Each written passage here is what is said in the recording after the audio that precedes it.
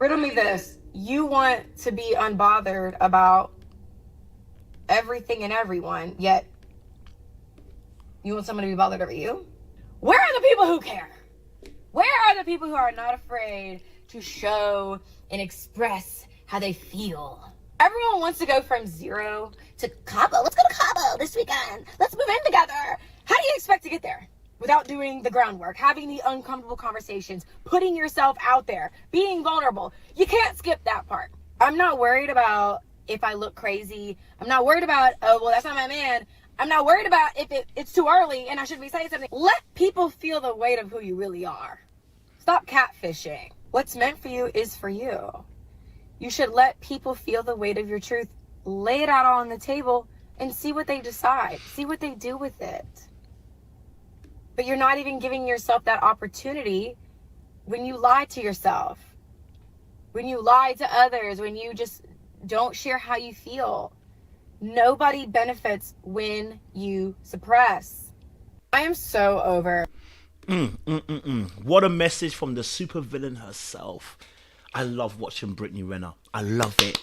Come on. But no, she's talking about some real things. And actually, it's been one of the principles I've been talking about of late quite recently about, and I want to do a separate video about this another time, talking about vulnerability and the difficulty behind vulnerability for a lot of us as individuals. Being honest and open about how we actually feel. If I'm angry, it's okay to feel anger. And I may need to talk about it. I may need to talk through it. I may need to say, I am angry and I am hurt by what you did. Because anger is one of those emotions that are self-defense. I am angry about what you did. I'm frustrated about what you did. I'm hurt. I'm broken by what you did. I'm finding it hard to forgive what you did. Having those real conversations with those real words, with real thoughts behind it, and actually thinking about, I can be vulnerable in this moment, and it may not sound strong. It may not sound like masculine. Let me stop that. But it's the truth. And when we free ourselves from this whole aspect of, I'm going to feel weak or I'm going to look bad if I tell the truth, when you free yourself from that place, you find freedom. Let's talk a little bit more about that vulnerability. If you're new to the channel, do me a massive favor, like it, share, subscribe, click on that bell button for notification of the uploads. And for those of you who are returnees, you already know what it is, baby. You got the minerals. You got the minerals. Stay hydrated because the streets out there are hot. Let's watch the video again and we'll break it down bit by bit.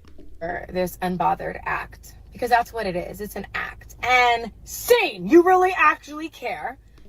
Now, I want to pause. First and foremost, Brittany Renner was the queen of I'm unbothered by what everybody else thinks. But what in this particular aspect, what she's talking about is being unbothered in terms of feelings to somebody. I'm unbothered, I'm unbothered. You're not unbothered, and she's right, you're not. Right? To say I'm unbothered would be to lie to oneself, as she says, and to actually ignore what you're actually feeling, and to suppress, as she says, and put it downwards. And what happens when you do that is what we call emotional leaks. You can only suppress something for so long, and then it begins to bubble up to the surface in your actions, your behavior. It comes out in being triggered in other moments, which is why in relationships with your partner, sometimes you have an argument and you're like, why was the argument so fierce? It's because there was something else that was actually bubbling underneath the surface that chose to come out at that time.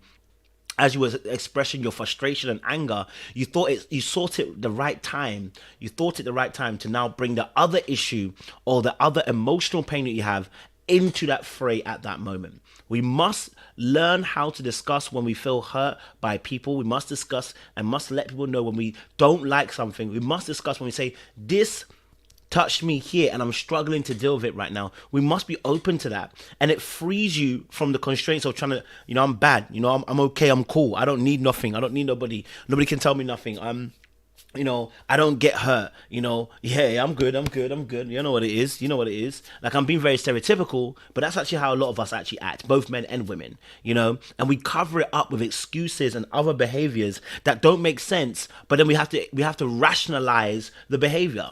When the truth is, you really do feel some type of way, and it's okay. Free yourself from free yourself from the act of, oh, I'm okay, I'm good. When you know it's not. Free yourself. Okay, let's watch a little bit more. The people who claim to be unbothered are in fact big bothered, panini pressed, stressed, and obsessed. It's a proven fact. Riddle me this. You want to be unbothered about everything and everyone, yet you want someone to be bothered over you? Where are the people who care? And that's a beautiful summation of how people can heal. Sometimes people say, like, I keep meeting men that are emotionally unavailable. It's because you're emotionally unavailable. You keep meeting men that don't like this or this, probably because you carry some of the traits that they like, or you do the same things. You start to realize is what you're putting in is what you're getting out. And a lot of times you look at other people rather than looking at yourself. And as you mentioned there, you want people to be bothered over you, but you're unbothered yourself. Funny thing is, you probably end up finding somebody who's actually bothered over you, but you'll miss that person who is bothered over you because you're unbothered. So if you're unbothered, you end up missing those people that are going to be bothered about you. You miss those people. In the same way, like when you're emotionally unavailable, you miss the people that are emotionally available because you are emotionally unavailable. You know what I mean?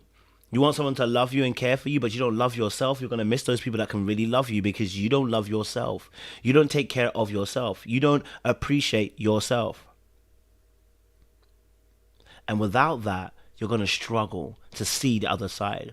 The real question that someone has to ask themselves is, if you keep meeting trash men, and when I say keep meeting, in terms you give chances to, give space to, if you keep having those kind of trash people, guess what happens when you keep on allowing those trash people into your life? Or at least entertaining them, or at least in the circumference. You miss the people that genuinely could be healed and good for you. And it really speaks endeavors about yourself, actually, that you may not be healed yourself as you think you are. You think you're healed, but you might not be. And that's why you're entertaining stuff that doesn't pertain to you, or that you don't want. So before you look elsewhere and look at what men are doing, and men in 2022 are trash, there is no good men, I keep meeting trash men, ask yourself the question, are you a good woman? Ask yourself the question, I want a healed man, are you healed? Ask yourself that question. You want a man that can show love and affection and emotion. Can you show emotion? Can you be vulnerable? Can you express yourself? You want someone to be vulnerable and not scared to say how they feel. Are you afraid of being open with your heart? Are you afraid to say I love you? Are you afraid to show that care? If you are, guess what happens? You're going to meet people like that. You know what I started realizing quite recently myself? I said, I'm going to be showing people how I feel in terms of what I want, how I feel, and everything like that, and telling them. And I'm going to show you. I'm not just going to tell you.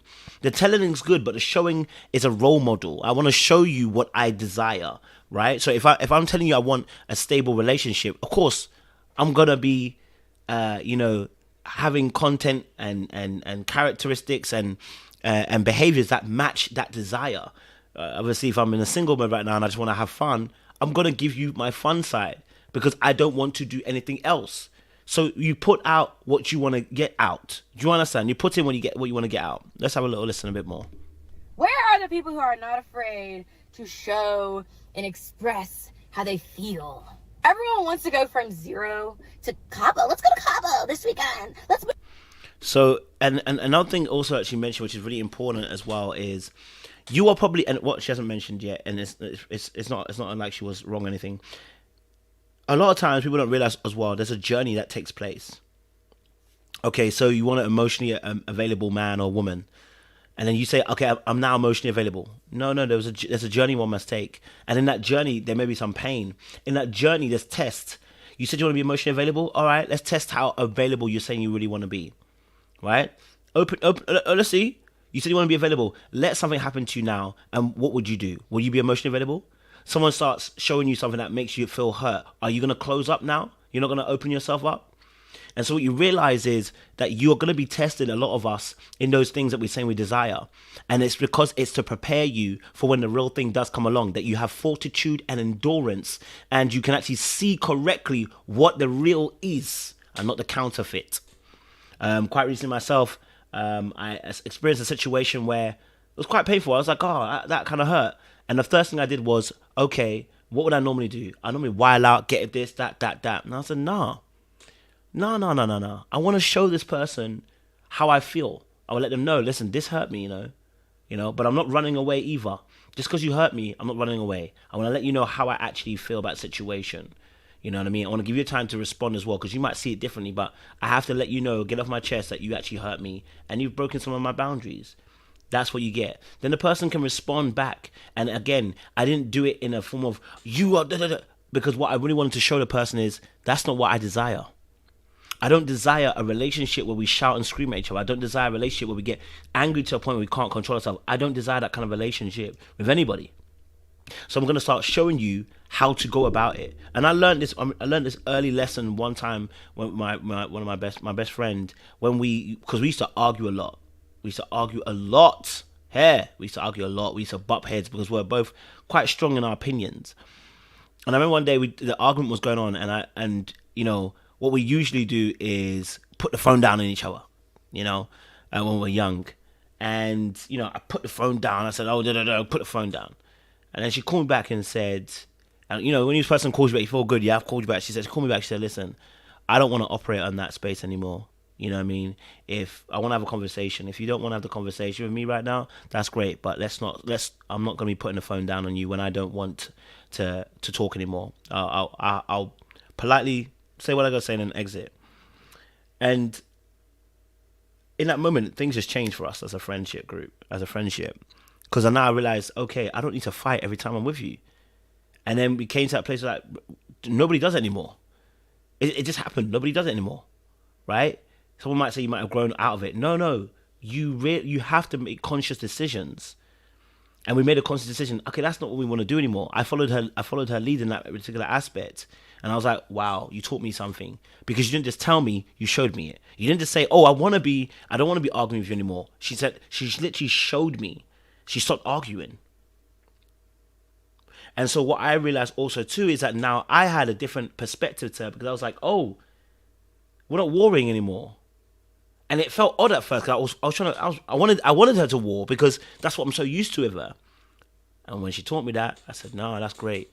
So you show and you tell, you show as well as you tell. All right, the telling is good, but the showing is important. Move in together. How do you expect to get there without doing the groundwork, having the uncomfortable conversations, putting yourself out there, being vulnerable? You can't skip that part. I'm not worried about if I look crazy. I'm not worried about, oh, well, that's not my man. I'm not worried about if it's too early and I should be saying something. Let people.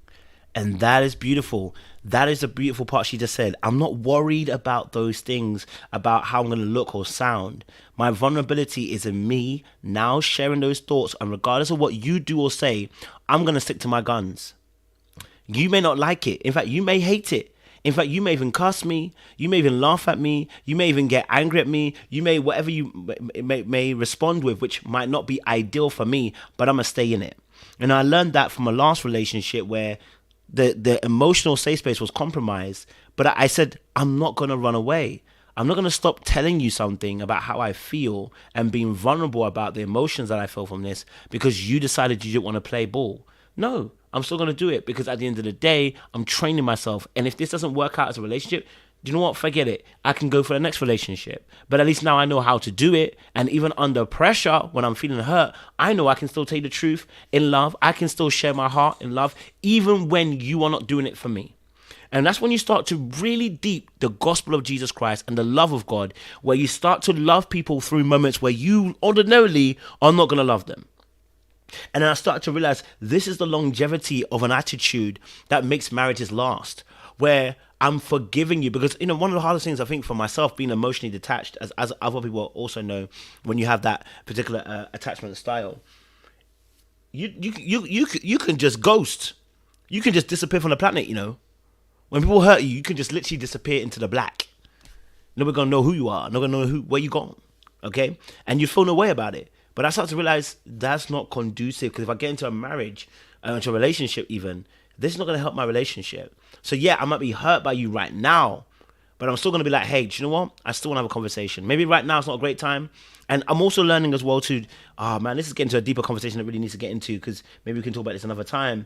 But I'm really getting to a space where I'm also able to table conversations. I always talk about it in theory, but I've started doing it recently where it's like, okay, I'm hurt right now, and maybe responding to you about the situation would only increase the drama in the scenario. Let me stop and let me actually address what's actually underneath it all. Sort that out first, clean it up, and then come back a little bit later and say, hey, do you know what? I felt hurt in that moment. In that moment that happened, this is what X, Y, and Z. Where it's a bit more calmer scenario, the person can receive it and they can actually hear what I'm saying. And I'm not in an emotional state where I'm emotionally aroused.